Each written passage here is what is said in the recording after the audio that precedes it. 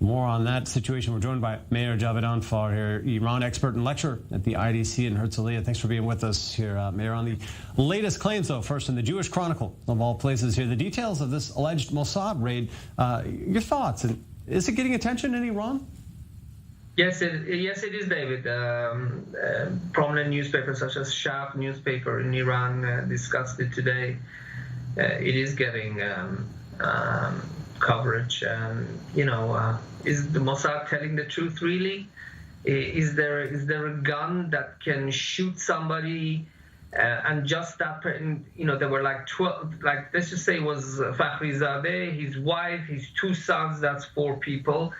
There were probably 2 or 3 guards, so that's at least 7 people. So a 1-ton gun smuggled into Iran by pieces, never discovered, put by the side of a road, never discovered. And then between all these 7 people and all this shooting, it manages just to kill Fakhrizadeh.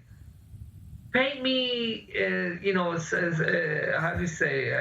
It's sensational. But it happened somehow. I mean, that is what happened. He was taken out. No one else was injured. So one way or another, that's what occurred. One way or another, he was killed. But I'm not sure that this is probably the real story. Surprising amount of detail, no question. Yes. No, it's just old David. I've never heard of such an assassination. The last time we saw something like this was in Breaking Bad. Your viewers watched the last episode where he brought a super gun and he shot all these people, and then we saw how many people were killed. Paint me suspect. I'm not suspicious. I'm not convinced, but here we are. Well, certainly an interesting topic for discussion there, and as you mentioned, getting attention in Iran. But on the enrichment here, again, something a bit more concrete and consequential at this moment here, setting the bar high. I mean, what is Iran doing here? Is it all about setting things up to relinquish, to rejoin the deal? What's your read on how they're positioning themselves and what they're actually doing? Look, David, on the one hand, the Iranians want to strengthen their hand in the negotiations. First of all, it was Trump who walked out of the Iran nuclear deal. It wasn't the Iranians, from what we know until now. So they need to strengthen their hand. So, but another factor which is pushing them even more, with the need to strengthen their hand, is that Trump is not Biden is not budging. He's not coming near the negotiation table. And the Iranians see that the Russians and the Chinese are not doing anything to bring Biden back. But it's Biden that's playing hard to get, whereas some people in Iran would think that that should be their position after the fact that Trump walked out of the nuclear deal and after the fact that Trump assassinated Qasem Soleimani. It should be Iran who is playing hard to get, but Iran's hand is so weakened by its weak position in the international community that it's Biden that's playing tough. So Iran is trying to push Biden to get into the table, and the fact that he's not coming is forcing Iran to take such steps, such as this latest one, which I think is very worrying, and it shows that basically, de facto, the Iran deal is dead. The way the Iranians are behaving, of course.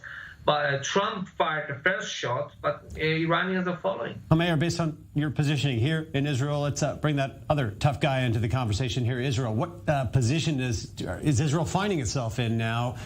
Ostensibly, not in a conversation. There's been no direct conversation yet between President Biden and Netanyahu here. We don't know what's going on with that. But Israel, we heard the chief of staff talk really tough words here on Iran recently, the IDF chief of staff. Where does this leave Israel? What are you hearing? What are you understanding about what's being drawn up in the thought process among the Israelis?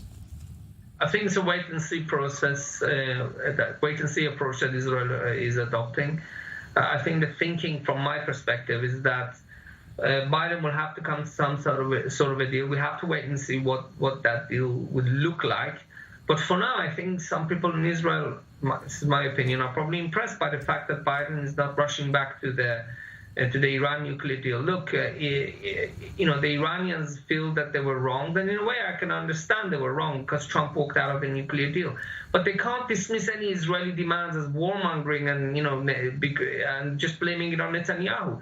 The fact remains that after the nuclear deal went into effect, Iran tested 2 missiles which called for the elimination of the state of Israel. No country can ignore that.